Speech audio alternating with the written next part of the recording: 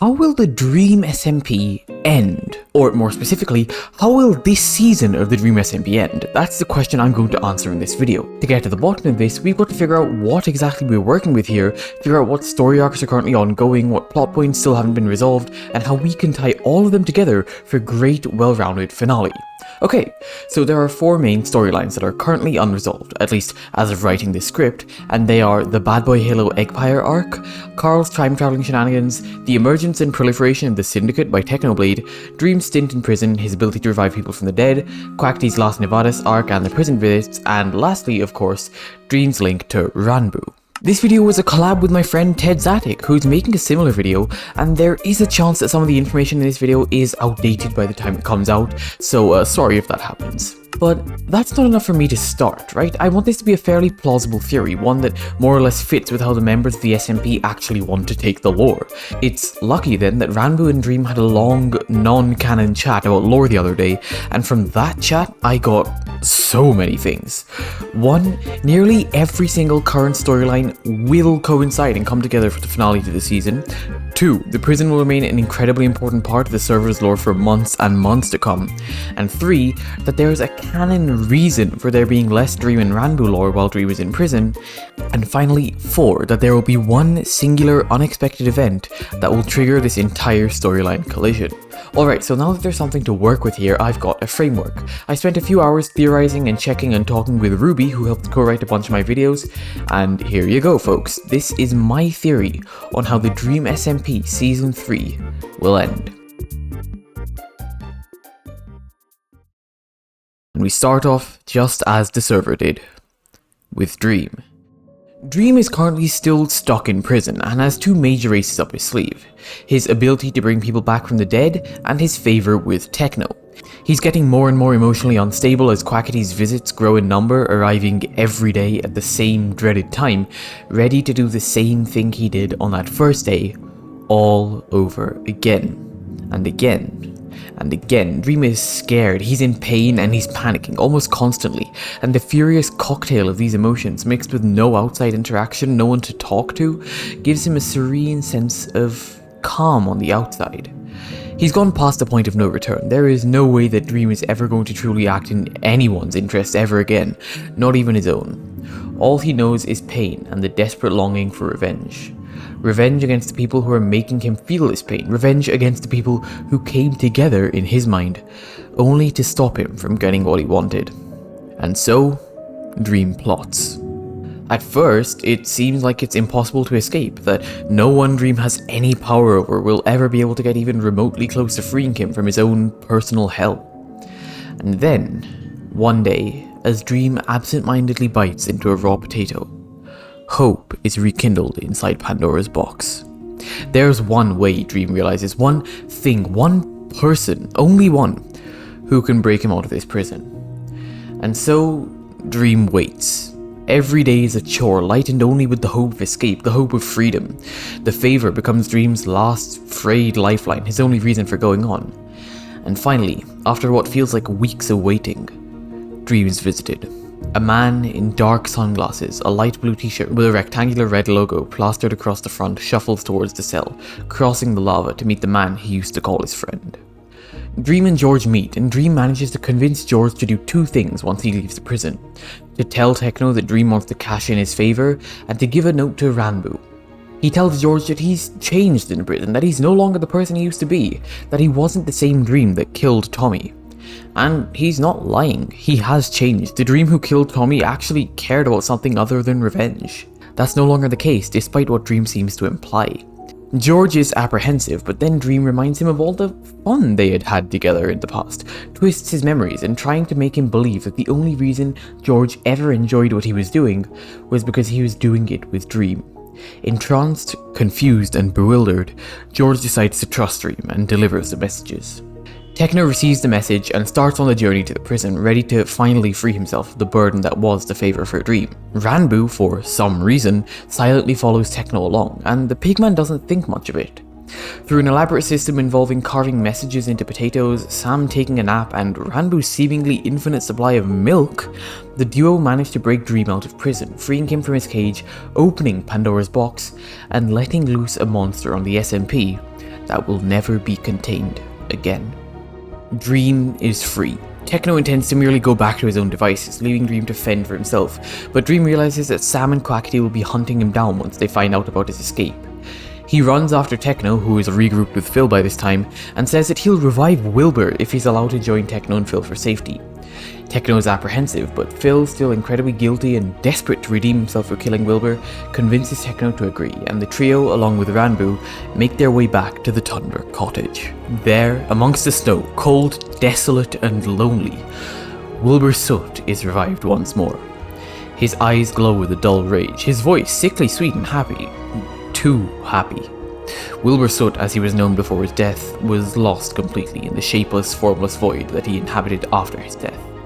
This second coming of the gracious leader, this new person inhabiting the same body, this hollow and empty man knows one thing and one thing only, and that is complete destruction. Not mere revenge like Dream wants, not an attack targeted at the individuals who hurt him.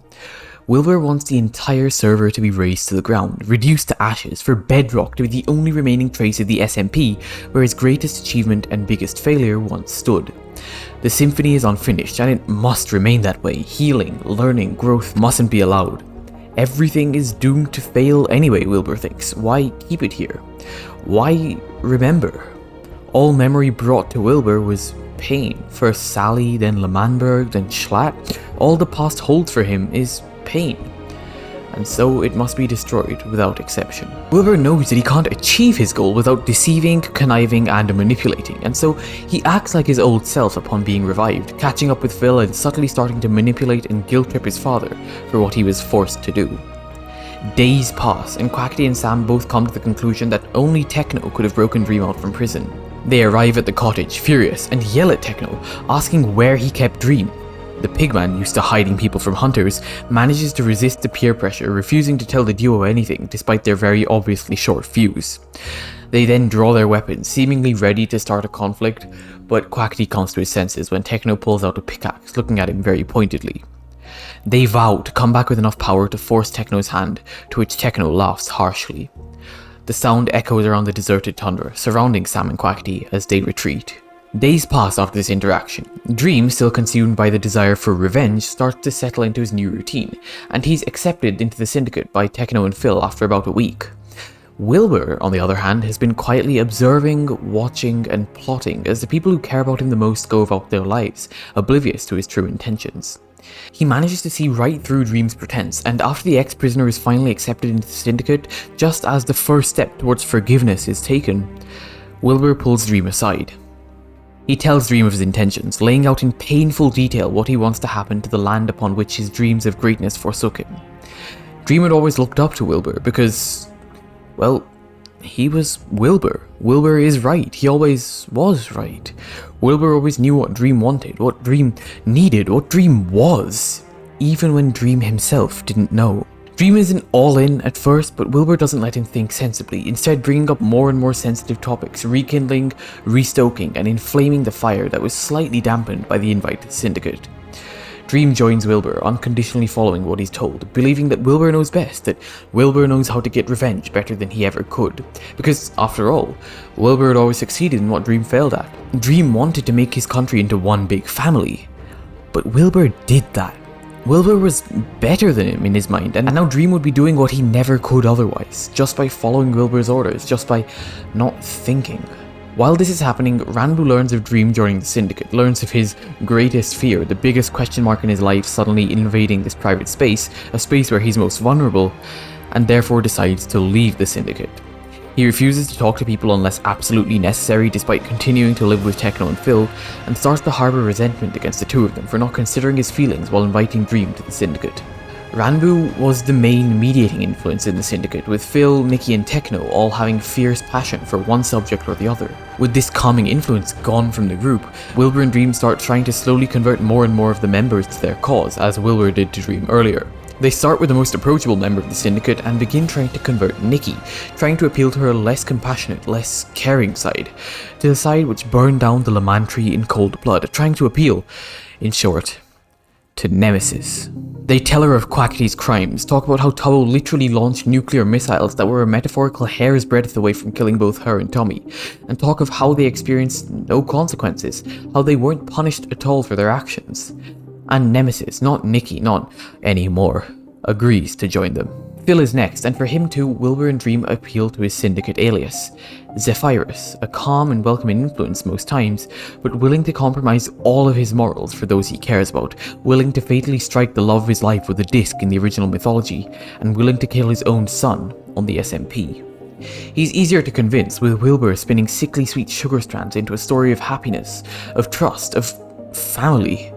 And Phil is softened as Zephyrus is moved, and he can't deny his only son what he asks for, no matter his morals, just to keep him happy, alive, and safe.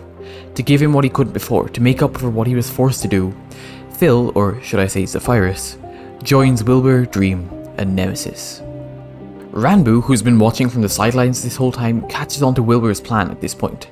Something tells him, maybe his connection with Dream, maybe intuition, that the Green Man is up to no good, and as Ranboo watches Wilbur and Dream furtively converse when no one looks as they plot and grin and laugh, Ranboo decides to finally take a stand against him. He confronts them as they meet up while the rest of the group leaves from a Syndicate meeting. He's within hearing range from the rest of the Syndicate, but however, instead of backing him up as he expected, Ranboo watches in horror as both Phil and Nikki stand up for the duo, and Ranboo is headed off for the day. Frustrated, he goes to Techno as a last resort, explaining his feelings and his theory, asking for help to stop the Sinister Two from pulling off whatever they're plotting. Technoblade brushes Ranboo off, calling him paranoid. And that's it. Ranboo snaps. The half-Enderman yells in frustration, clearly angry with Technoblade, and says something along the lines of, "It's obvious! You never cared about me. I was just some sort of stray to you, someone to include in everything, just for the sake of it. I thought you were good people, but you're just apathetic. You don't care. I'd rather be left alone with the voice than be with the likes of you." The harsh words come out of left field for Techno, and the Pigman doesn't even have time to process before Ranboo packs his bags and heads to Snowchester to live with Tubbo. Wilbur overhears the altercation and is delighted, and makes sure to capitalize on Techno's confusion while he can, feeding him lies about Snowchester, polluting his otherwise neutral opinion. It's also around this time that the audience would find out about one more major factor, a factor that'll end up changing the outcome of the entire conflict, massively. There was a nuke stolen from Snowchester a few weeks before Wilbur was even revived, one weapon of mass destruction completely missing, unaccounted for, and in the hands of an unknown character. That unknown character was Ranboo. Not normal Ranboo, mind you, but Enderwalking Ranboo, who stole the nuke and then stashed it away, planning to use it strategically to free Dream. But after Techno got to Dream first, Ranboo left it in Dream and Wilbur's control, and once Wilbur learns of this, he decides to take the plan to the next level. With the Syndicate all following his rule now, and with Techno's opinion of Snowchester soured to a decisive negative, Wilbur suggests an attack on Snowchester, using the nuke. Techno is taken aback, surprised and shocked that Wilbur had come into possession of a nuke, let alone had the guts to use it, but keeps quiet after the people he calls his friends seem to be nothing but delighted at the idea. Meanwhile, Wilbur and Dream plot. The plan is for an Enderwalking Ranboo to detonate the nuke inside Snowchester after Dream and Wilbur manage to sneak in and steal the second nuke, running away to a safe distance and watching their enemies get wiped off the face of the earth. And so, the plan ensues. Snowchester is jumped by the Syndicate one fateful day, and Ranboo is suddenly overcome and he starts to Enderwalk, finding the nuke and standing off against Snowchester, who were starting to gain an advantage in the battle thanks to their superior numbers. In the standoff, while everyone is distracted, Wilbur and Dream manage to steal the second nuke and rejoin the battle, trying to avoid suspicion. Before they do, however, Wilbur orders Dream to give him the second nuke, and for the first time in weeks, Dream hesitates. He knows that Wilbur has one goal alone, and that is of complete destruction. Dream doesn't want that.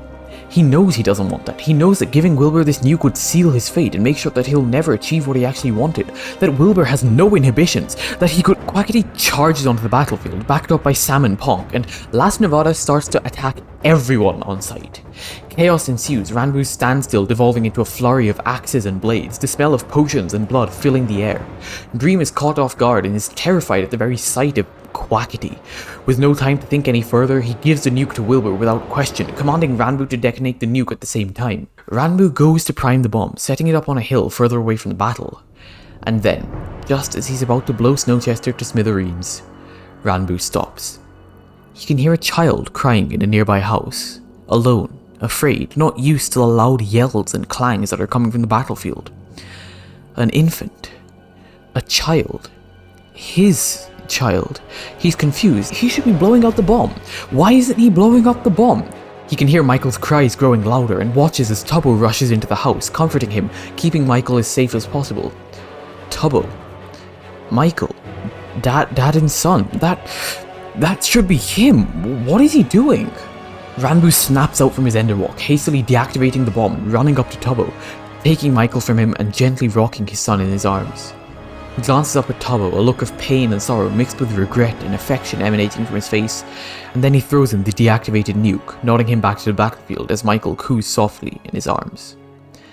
The battle is still raging on, curse words flying across the battlefield as the bewildered and abandoned Technoblade comes to face down Quackity. It's clear to him at that point that Wilbur and Dream had used and betrayed him, other ones added to this ever-growing list, and he's about to take out his anger on the aggravated opponent when Tubbo steps in and asks them to stop fighting. The fallout of the battle leaves everyone in utter confusion. Members of Snowchester confronting a reeling Ranboo has no memory of what happened between the beginning and end of the battle. Quackity and the rest of Las Nevadas set off trying to hunt down Wilbur and Dream, while the Syndicate and Snowchester are left in a temporary truce, with no answers and many questions on the battlefield.